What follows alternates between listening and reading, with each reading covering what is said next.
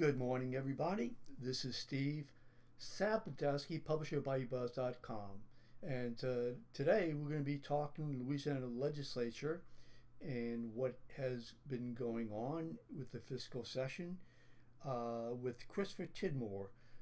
This was scheduled to be Tidmore and Jim Brown. Unfortunately, Jim, who's out of town, had to bow out. So, nevertheless, we're going to have a lot of information from Christopher Tidmore. Good morning, Christopher. How you doing? I do well, Steve. And I'm sorry we lack my mentor Jim Brown's great eloquence, but I think we can muddle through just a little bit. And muddle through is what the Democrats managed to do last night in California. And it actually has an interesting connection here to Louisiana, because I know we want to talk about the special session, part deux, and its failure going into part trois. But it's worth looking at what happened at the primaries last night, and it's a very Louisiana phenomenon that happened up in California. Let's if we can focus on the session first. Okay. I mean, unless you tie it in somewhat. Well, I'm going to tie it in a little bit. Go ahead. Well, I mean, I do need to say one thing that may not tie in. It's basically that Donald Trump matters, and we saw in two examples where it looked like Democrats would shut Republicans out of the statewide race for governor, whereas John Cox came in. But this also is true in Alabama, where there was a rep named Martha Robbie. She had criticized Trump after the Access Hollywood tapes, and he endorsed her opponent. She's going to run off. But the other stuff that why I'm looking at California is it's kind of interesting. There's a lot of anger over a gas tax the legislature put through for infrastructure, this tax issue. A lot of people here in this legislative session we're looking at, and it looks like while the Democrats managed to get into a lot of runoffs in races, remember California has an open primary system like Louisiana does, and it looked like there are 7 races in California that are essential, 7 congressional seats that are essential to the Democrats taking control of the United States House of Representatives. There are 27 seats in the United States that Hillary Clinton won that are held by Republicans. 7 are in California, most in and around the Orange County area. And it really looked like for a while, in at least 3 of these seats, there would be 2 Republican top finishers, because there were 6 or 7 Democrats. We've seen this phenomenon happen in Louisiana. It actually didn't happen, particularly in the Dana Rohrabacher seat, where his former aide came through, he was a former aide, Scott Baugh. It came through and didn't. And the reason I'm bringing all this is the subtext of all of these races was voter anger over a gas tax. Okay. And it affected a lot of what was going on in California, and a lot of people weren't talking about it nationally. They're talking about it a lot in California.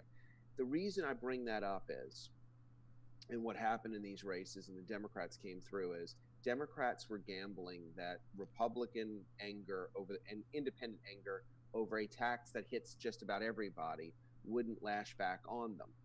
And that's sort of the gamble that's going on here in Louisiana with all these legislative sessions. Republicans who, under different circumstances, might have voted for a little bit higher of a sales tax renewal, have been worried that will affect them going into the next election. Democrats have been not worried, thinking the budget will matter more. And what we're finding out is it's basically a little bit of a muddle. It does have an effect in very key races, but it's not going to kill a wave when it's a Democratic year. That leads us, and I know that seems to a lot of people, why do we care about this? Remember, all politics is not local, to do the reverse paraphrase on Tip O'Neill's comment, that basically here in America, what's happening in other states affects us even when we're talking about legislative sessions. And that is the thing that's going on, that happened till midnight, till Sini died in Baton Rouge. A lot of Republicans felt like they put themselves on the sword by voting for a 1/3 of a penny renewal in the state sales tax. Democrats were looking for a much higher renewal, but not higher in the grand scheme of things, a half a penny from a whole penny. Either way, you were going to cut a half a penny away. It was a half a penny or 3/4 of a penny. The difference in money was going to be significant. A half a penny generates about $515 million. A quarter of a penny about 368, 370. And so this vote that was going back and forth, that $150 million was going to essentially plug the TOPS program and plug a lot of government departments across the board. It is and essentially plugging spending in non-constitutionally protected areas. Well, it failed. There were various efforts. What happened was the House, as we now know, the House of Representatives, with a 76 seat majority. Remember, you need just like California, you need a 2/3 majority in both houses to pass a tax. The House had passed a third of a penny sales tax. It was a bill by the House caucus chairman, Lance Harris. It went to the Senate. It was amended to up to a half a penny, came back to the House. A lot of the Democrats and members of the Black Caucus who voted for it, there were 7 members of the Black Caucus who flipped their votes on the third of a penny, did it knowing that this would happen in the Senate. Very consciously saying, we expect this to cover all the spending. We'll go for it. We also expect the earned income tax credit to be increased. Talk about that in a second. That was another subtext of this debate. It goes to the Senate, comes back to the House. The author of the bill, Lance Harris, said, look, if you do this to the Senate, it's gonna fail in the House. The Senate did it anyway.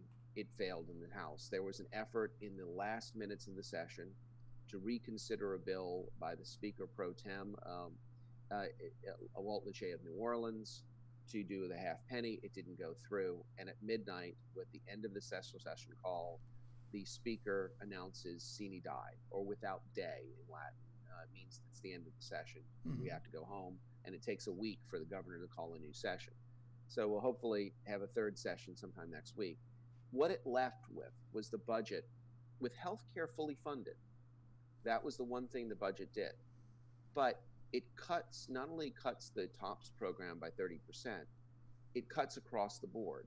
It's about 25%. Well, what happens is, it's kind of interesting. It's a 25% cut across the board, 30% in TOPS, but it's a pro rata cut. And this is, a lot of people don't understand this.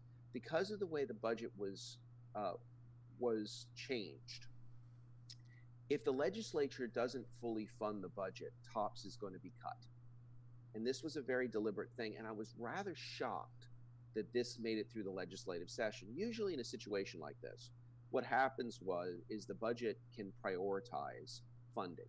So you say the first 10 million that comes in, you plug in the TOPS budget or whatever you would have this, and then the next 10 million, and you go in order of each of these elements. The budget that was passed by the Senate and the House is very deliberate. And it says, look, if accepting health care, if we do not get enough money, all the constitutionally non-mandated areas, higher education, government departments, parks, recreation, so on and so forth, culture, recreation, tourism, all will get proportional cuts of about a quarter. TOPS is actually higher based on a couple of factors, because they diverted $58 million from the BP oil settlements. A lot of people's eyes are glazing over at this point. Let me put it in simplest terms. There's a lot of criticism going on right now about what the House did. And they said, you didn't. The House Republicans didn't get their third of a penny, so they took their ball and went home. What's interesting about the budget is it shows a divide between the finance chairman and the appropriations committee chairman in the House. And effectively, what it says is, Cameron Henry, the appropriations committee chairman, said, "Look, I understand the difficulty, and we're willing to take a hit with our constituents that love the TOPS program in order to stand by our principles of not having a higher sales tax." That is actually somewhat politically courageous. And it's a part that hasn't been acknowledged in this session. That basically, because it would have been really easy for Republicans who are anti-tax to say, we're going to fund TOPS and cut everything else. And frankly, their middle class supporters would have been thrilled with that. That's not what they did. And the other subtext that hasn't made it into the media is this, and it's probably the most important part of the session.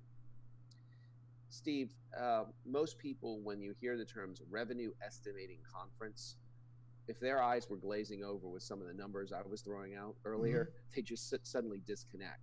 But the most important thing that happens before a legislative session is the members of the Revenue Estimating Conference get together. That's the heads of the House and Senate, LSU economist Jim Richardson, and representatives of the governor, and more particularly the Commissioner of Administration, in this case, Jay Dardenne. And they decided back in June not to estimate up the revenues of the session. And this is one of the major points of anger that was going on in the House. If the price of oil is about $75 a barrel, which is what it is right now, then there is somewhere between an extra 180 and $300 million in the budget, which means that at the very worst, the 1/3 sales tax and the higher oil price is enough to plug the budget. A lot of House members have gambled on that. The Revenue Estimating Conference before this most recent special session decided not to estimate it up because they decided not to meet. Commissioner Dardenne said, I'm not going to meet over a oil price that might fluctuate. Let's see what it looks like for a year. It wasn't an unreasonable viewpoint. But a lot of House members walk in, they vote for 1/3 of a penny, and they said, look, in our districts, us voting for any taxes is catastrophic. It's not just ideological, it hurts us. And some made a serious choice to that. Let me interrupt you. And they felt like the governor didn't meet them halfway is what's going on. So. Okay, so let me interrupt you. Number one, let me say to those people watching, please go ahead and share. If you have any would like to get this out to as many people as possible. So share and like some really great information. If you have a question or you want to make a comment, go ahead and do so. I'm going to see what I can do to look to see all the comments that are being made, and would love to read them. In fact, we have one here from Leonard Earl Johnson, who you know. If the Republicans hired you to dig a ditch and you didn't do it, they would not pay you. Why do these hypocrites get a paycheck? And Leonard Earl Johnson is a columnist, so I think he raises an interesting question. A columnist we've run and loved in my newspaper, the Louisiana Weekly. And the way I'd answer that is you have to look at it from each side's perspective. And I'm not a defender of the Republicans. I'm actually somebody who has at times criticized Republican machinations. The way I put it, and I explain it to some of my Democratic friends, and is it like this? Everybody knows Social Security is running out of money and will probably have, the way the law is currently written, at the end of, by 2029, it's the law is written right now that Social Security benefits would have to be cut down to 77% of what they currently are. Nobody thinks that's going to happen. So let's say a Democrat goes in and says, you know, we need much higher revenues to save Social Security. But the only way we're going to get them is to proportionally cut Social Security checks at least part of that way. That Democrat would be proving his political suicide in a Democratic primary by saying that. And from a progressive standpoint, he would deserve to die. You've got to look at it from the conservative standpoint, which is every single one of these guys that are voting for taxes were elected on the basis of voting for no new taxes. You may disagree with that. You may say that that's stupid. You may say very aptly that to do that to the TOPS program, to higher education, and various other elements is social suicide for our state. However, you're asking a lot of people to vote. A lot of Black Caucus members who are willing to plug in equally made such a pledge not to raise sales taxes because it hurts their communities most. So you've got to look at the actual political dynamics. There's a reason why there's a 2/3 majority in the Louisiana Constitution to raise taxes. It's supposed to be really, really hard. Sure. And this is, I mean, This is why this argument is going on. But So, that's but hold yeah, on now. Look, I understand. I understand that say the Democrats are there to help their people. The Republicans are there to help their people too. Okay, I fully understand that, and fully understand that the legislators and the governor are looking out for themselves personally, individually. I understand that too. I mean, that makes sense. But as I read uh, his comment, and maybe I'm wrong, but regardless, I mean, I think people are saying, "Oh, okay, whoa, why can't you guys get it together? Why do we have to go through this? I mean, did you just tell me that the uh, revenue estimating conference did not meet they in did what June? they did. They decided not to up their Okay, estimate, but they met and though, and right? and no, and they did actually. They had one preliminary meeting, but they didn't actually decide to reevaluate the estimates based on objections from the governor's office saying that they did not believe these oil rates would come through. They had one preliminary meeting, but they didn't actually meet their full session to Okay, discuss the now issue. now So now, yeah, um, am I to be correct? precise, Yeah. Now it's got to be unanimous. Am I correct? yes, it must be Okay. unanimous. So apparently there didn't seem to be any unanimity. Unanimity. Yeah, No, not in the unanimity. least. Yeah. Um, but and some would argue that there was a political motivation to that. Let me give you this because I'm in the rare position of defending the Republicans. Usually, I'm critical of them when I come on your show, so it's kind of interesting. The attitude is every previous governor, and remember that's not a great moniker. We've used one-time revenues before, but every previous governor has made their estimate of spending for the year based on the oil price. That constitutes about Sure. $600 million of our Absolutely. budget. And so the oil price is X. It's gone up. We've putting sanctions back on Iran. We removed the Iran nuclear deal. Venezuela has collapsed. There's a good argument that for the next year, oil price will be X.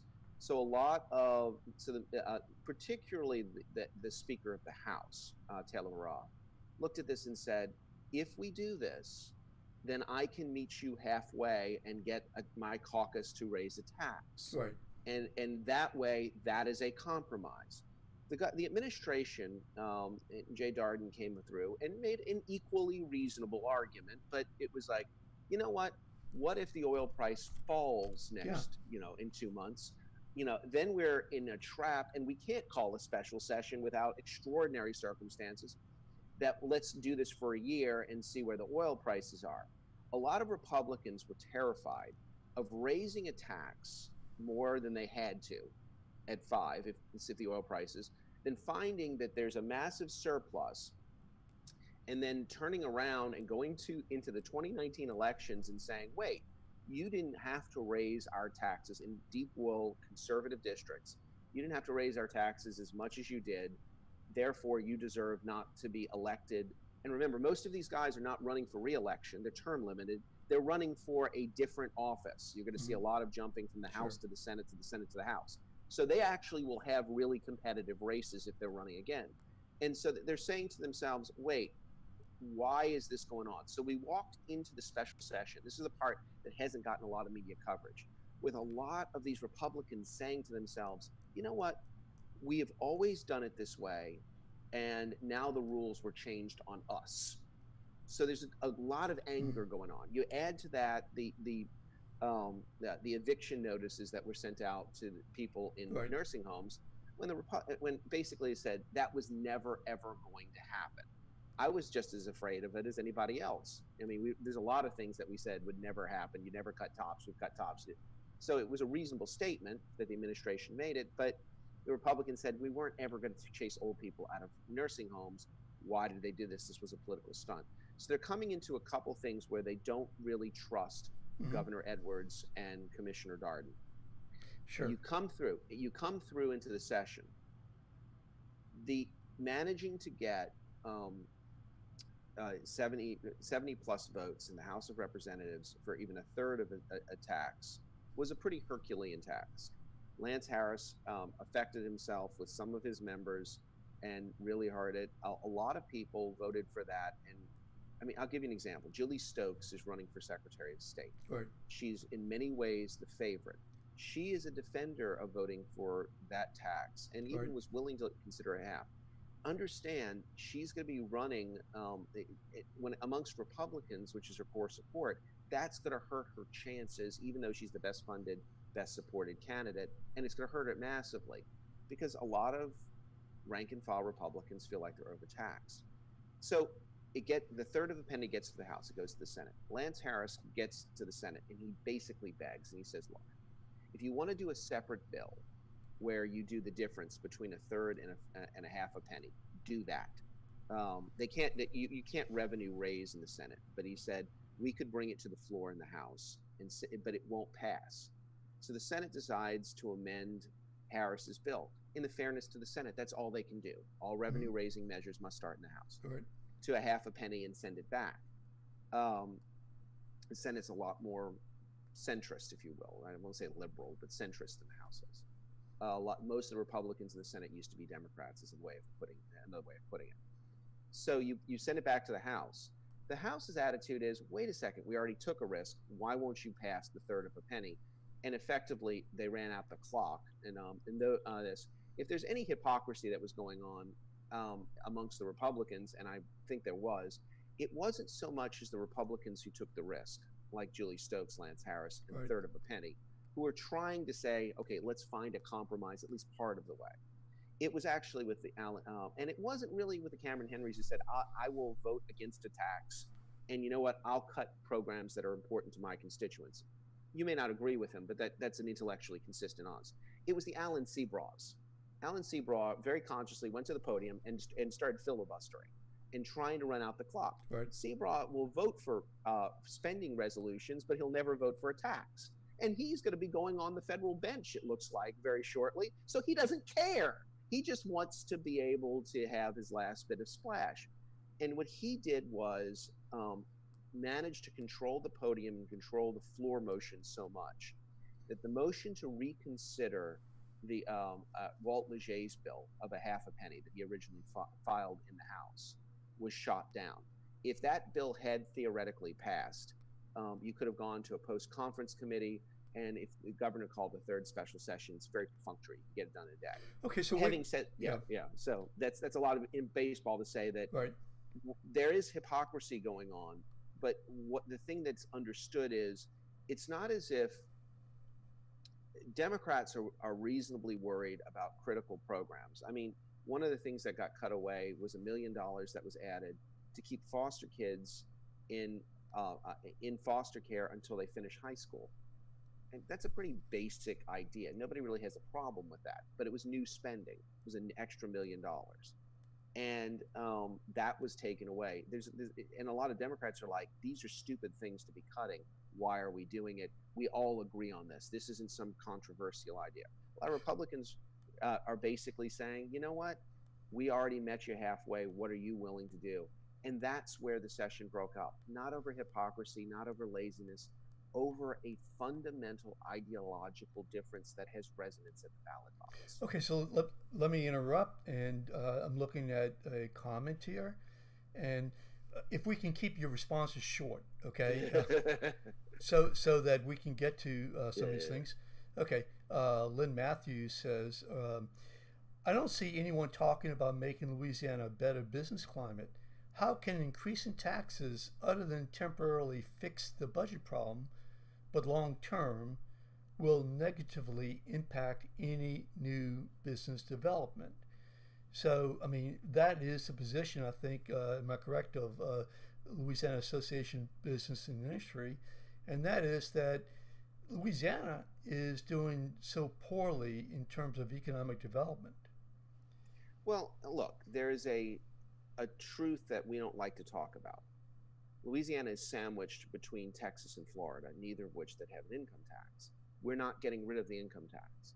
But I'll give you an idea that was put forward to the floor early in the session, something I've written on, which was, in exchange for a rise in sales tax, freeze the maximum amount in state income taxes you can pay. If you put a freeze of about $30,000 in real cash, not $30,000 exemption, but a check you writing $30,000, the impact of the state budget is non-existent. We don't have a lot of billionaires in Louisiana. Even ones that are from here tend to domicile in Texas for tax purposes. The idea was this wouldn't affect the budget in immediate years. It would in the future, and it would get through a tax. That died based on opposition from the Edwards administration on the ideological point that we're going to give tax cuts to billionaires as we put a sales tax on poor people. And you understand, this is an ideological difference. It would have improved the perceptive climate of Louisiana, and this was back in the first special session, but it didn't go anywhere. And if you're going to look at how to improve the business climate, you have to look at the income tax fundamentally. And frankly, there's no desire, and this is the dirty little secret on the Republican side, there's no desire to institute a property tax in Louisiana. Hey, you want to solve the budget situation and not raise sales taxes? The Louisiana legislature has the power and could have done it in a special session of raising a millage of up to 10 mills under the state constitution to plug the gap, putting on a property tax of about $150 per household. Could have done that. Okay. That would have been dead on arrival. So you can't. Texas and Florida have great business climates. They have no income taxes, but they both have the two highest property taxes in the United States. These things aren't looking at a vacuum. So when people bring in, let's improve the business climate, everyone is for it. It's like saying, let's endorse apple pie and the American dream. It's that when you start getting into the details of what you have to do, and they usually involve a property tax or a fundamental change in the income tax in such a way that in the future rich people pay less, that it doesn't go over well as a political move because you need a 2/3 majority in both houses. Okay, so we have a couple more minutes, and let's talk about where we are right now. I mean, to my knowledge, the governor has not called the special session, and No, it's got and so. As we tape this, but yeah, sure, right. I will tell you at 8:41. Yeah. At 8:41, and so it's the 6th of June. So if he calls it today, then that means that it can't start until I think June 13. 7 days. Okay, so give or take. Mm-hmm. So if you talk about 14 days, which is normally the time period, we're bumping up against the 28th, 29th. I mean, we're cutting it really close. So, in fact, we're part of the reason everybody funded healthcare in the budget, and that was the one thing that was chosen. It was the one element that people would feel immediate pain if we did not fund it now, because all the hospitals that have the public-private partnerships, all the government charity hospitals, had said very bluntly, from UMC to Lafayette General to others, they were going to lay off people. They were going to start laying off, and they were going to move their contracts. They were going to walk away. Right. So that was the major worry. But universities now have, I mean, and so the burden right now, pardon me, is on the universities. So where are we? I mean, there's appropriations, but we're on. The governor may go ahead and veto that, right? He could. I don't think he will, but I could be wrong. He did it last time. He did it last time, but that budget was fundamentally different. That budget last time cut health care, and that's the major Democratic priority. This budget doesn't cut health care. But it cuts the courts. It cuts the courts. It cuts everybody else. Yeah, I mean. And here's the thing. I'll give it to this. If the governor vetoes this budget, then you go back to the drawing board, or the legislature overrides his veto, one or the other. We haven't overridden a gubernatorial veto in decades. Yeah. It's a ridiculous thought in Louisiana. Other states maybe not here. So then you have to draw up a budget. That means a lot of these funding propositions would not be done until the end of the fiscal year on the 30th. And I mean, in a already dangerous situation, it's even more dangerous. If I'm the governor, I see my major immediate priority, healthcare, already funded. I see the TOPS program, which is the thing Republicans want to fund completely, tied to funding every other department if they will vote for the tax I want. So if I'm the governor, I'm like, no, why would I veto this? I will get everything I want, or they will feel the pain just like my people will feel the pain. It doesn't make a whole lot of political sense. That meaning Governor John Bel Edwards sometimes doesn't do things, and this is a compliment in a matter of speaking, strictly based on political ideology. If he, from a standpoint, he doesn't like this budget, he wants a fully funded budget, and he vetoes it, he might roll the dice. He's done it before. My guess is the politically smart thing to do from his position is to sign the budget into law and say, okay, come up with an extra $550 million, or you're going to have your college-age constituents saying, how dare you, my kid can't afford college, his tuition payment is down by 30%. If this budget had not done the pro rata share, where it basically said, any money we get in will fund TOPS first, yeah, there would be a real reason for Governor Edwards to veto this budget. It would be, that's not what it says. Okay, let's last question is, and I'm going to make a little commentary in asking a question, and that is that we're talking about what, 17 cents on a $100 purchase, right? Or the way I look at it is a $69.54 for a $50,000 car, $69.54 more for a $50,000 car. Okay. All right. So I mean, and that's a pretty substantial purchase that a lot of people don't engage in during the year. So looking at it like that, I mean, if you basically you're suggesting that, and I'm not saying you personally, but the legislature at this point is suggesting that we deny education and we put prisoners out on the street. State funding to prisons goes to state funding to sheriffs. Sure. Prisons goes and sheriffs, and we delay the courts, which already get delayed by so much as it is, because we want to protect $65 or at least whatever, $57 on a $65,000 car. The average person making $25,000, as I understand, pays $7. The average person making $25,000 pays $17 a year. I mean, just from a pure, I understand I totally understand, hey, enough is enough, but if you just look at the numbers, I mean, we're talking about, for some people, the cost of the price of a dinner, or maybe even a tip. I mean, there's something really wrong with the fact that the legislature cannot get together and resolve the difference of this minor nature. And do you think that perhaps what's going on right now is they're trying to get this together so that they can call a session and basically, just put, nominally call a session, because you can't just go through this again. You can't over something so minutely different. Well, and all right, I answer this two ways. The minute difference between a third of a penny and a half of a penny is unarguable. It's not, even for the poorest of people, it's not that much money.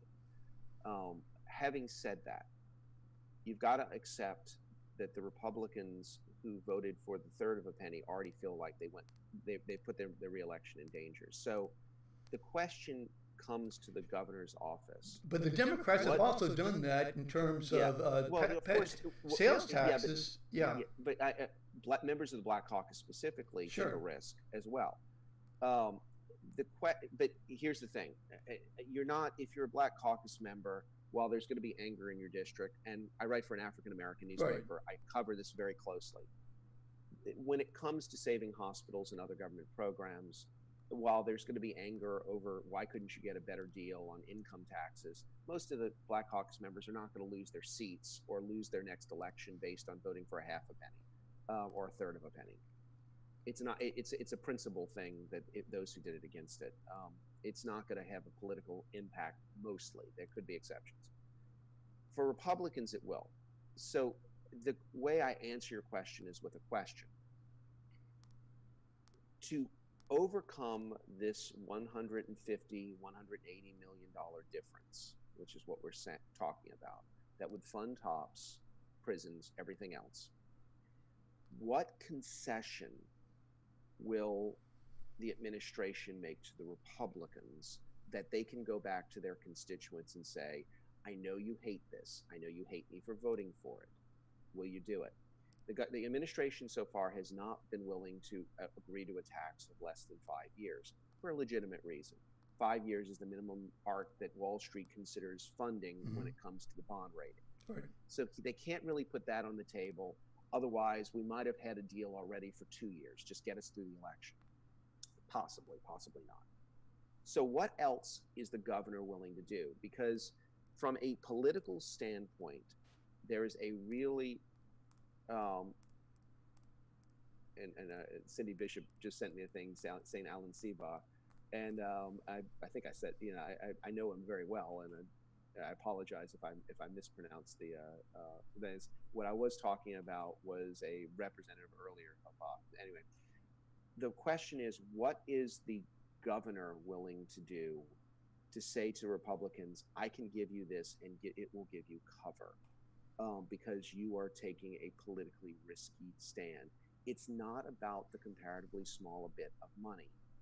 It's about the ideological statement that a Republican who was elected on an absolute platform of no new taxes has already allowed one sales tax to go on for 2 or 3 years, for 2 years, 18 months really,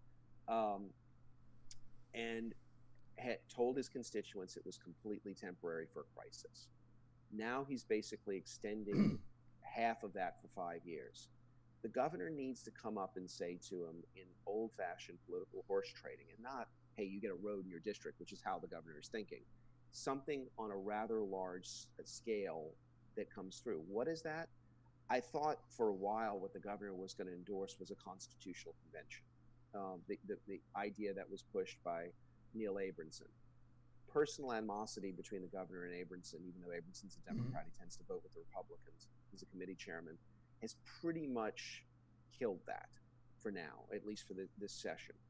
And I don't know what else the governor can give up that actually would make a difference at this late date. And I think what's going on between the administration representatives, particularly Jay Dardenne and Taylor Barra, is this.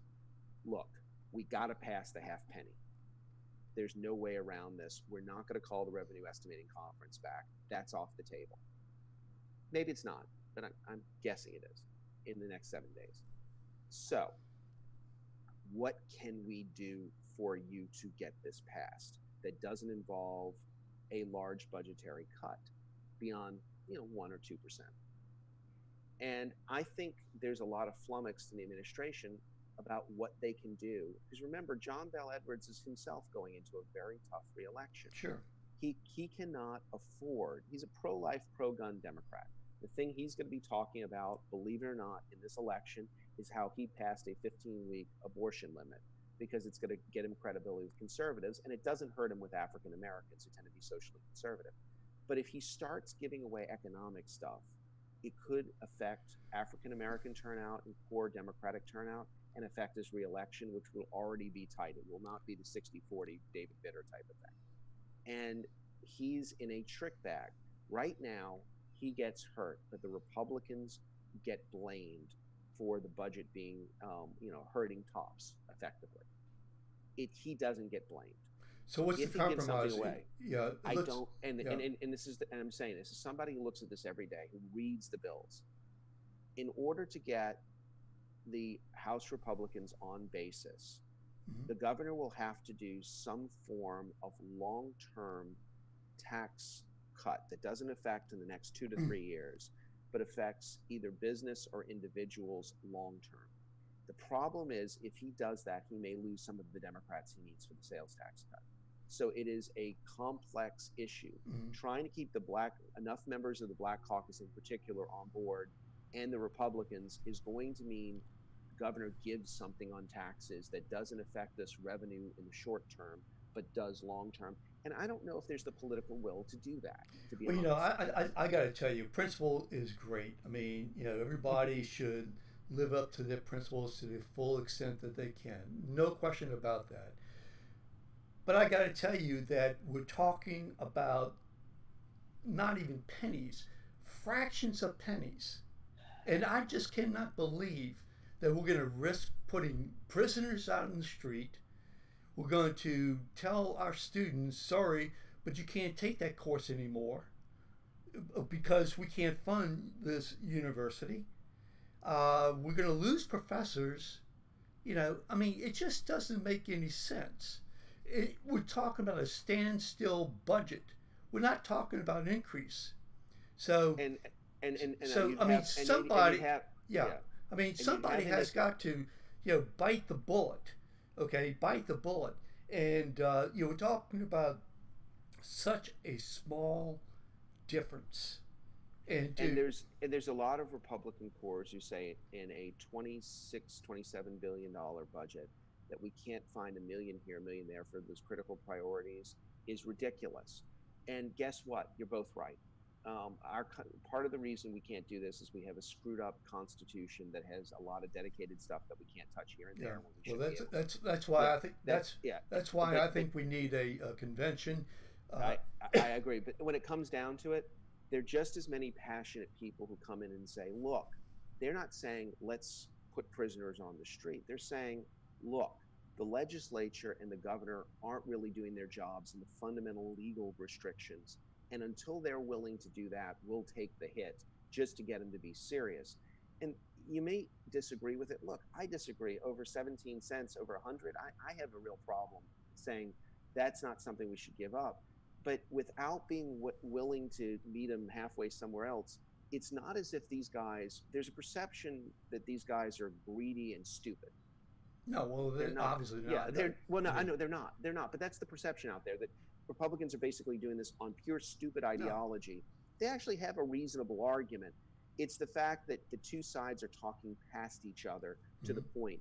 And since John Bel Edwards is a Democrat, not a Republican, where there is hypocrisy is there are a lot of Republicans who don't want to give him a win on fundamental tax reform. Sure, sure. And I would blame the GOP mostly for this, except John Bel Edwards himself has not been somebody all that enthusiastic about a constitutional convention because remember his wife is a Mhm. teacher. He's very close teachers, and the first thing that would come off as a dedication is the absolute protection of K through 12 education from being cut. And that's something a lot of Democrats don't want. And you can't, that's most of the budget. So Well, you come, yeah, yeah. you're in a trick, you're in an ideological cycle. There's no, I mean, based upon our economy, long term dependency on oil that is so uncertain, and I mean, every year, every spring, we get the same crisis, especially since 2008. I mean, this is just nonsense. This is nonsense, and I just think that as Tim Morris said in the Times-Picayune, he called it a dumpster fire, and It's a very good way of putting it. and yeah, that's what it is. It's a dumpster fire, and I just think that these people, need to compromise. They need to compromise, and Well, it needs to I be will sooner rather than later, because I will say we got $86 million of tax renewals through the last session, which doesn't sound like much, but when you're dealing with what was a $186 million deficit, it's not an insignificant portion. And I think what we may be seeing, here's my guess. If a sales tax passes, what the governor is most likely to give up, and Jay Dardenne is ardently against this because it's going to hurt us in so many ways fiscally, is basically say, renew it for 2 years. Renew, give me a half a penny for 2 years. Let us get through the election. But that hurts the bond rating. Yeah. That hurts our bond rating. It's yeah. it's not a good. It's the most politically probable experience, so that a lot of these Republicans can say we had to get through as the oil price was stabilizing to see where it went, and at least we'll have an argument. And that's the thing, the governor doesn't have to give up anything. But to be honest with you, I will say the commission administration, from a fiscal health standpoint, and what it's going to cost Louisiana to do that, it's going to cost us millions in bond ratings. So I understand why Jay Dardenne doesn't want to do that, and it's actually Dardenne in some ways is the grown-up fighting all these forces, and it's difficult. I understand, absolutely. Yeah. Okay, I didn't mean to cut you off, but we're getting out of time. out of time, and so listen, those people watching, please go ahead and share. Those people who will be watching, go ahead and share or like, and we will be putting some of this content up on Bayou Buzz. We will transcribe.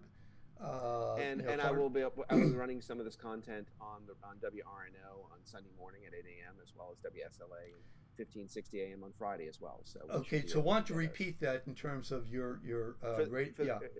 For those that don't know, I host a radio show with Pi McHenry that runs on Sundays on WRNO 99.5 FM from 8 to 9 a.m. and Monday, Wednesday, and Fridays, or more particularly Friday, Monday, and Wednesdays from 8 to 9 on WSLA 1560 a.m. And elements of this this conversation with Steve and I will be running on that radio show as well, with Kai chiming in, and maybe a slightly different standpoint on the commentary as well as your questions and comments we'll bring up as well. So that sounds great. So Christopher, hold on. I'm going to push some buttons, and we're going to say goodbye to everybody. Thank you so much, and come read the content, the segment of the transcripts that we put up on Bayou Buzz. I really do appreciate everybody watching. I really do appreciate Christopher Tidmore being able to provide us I think very insightful information. I really do. I really enjoy discussing this with you. So let me go and say goodbye to everybody. Bear with me.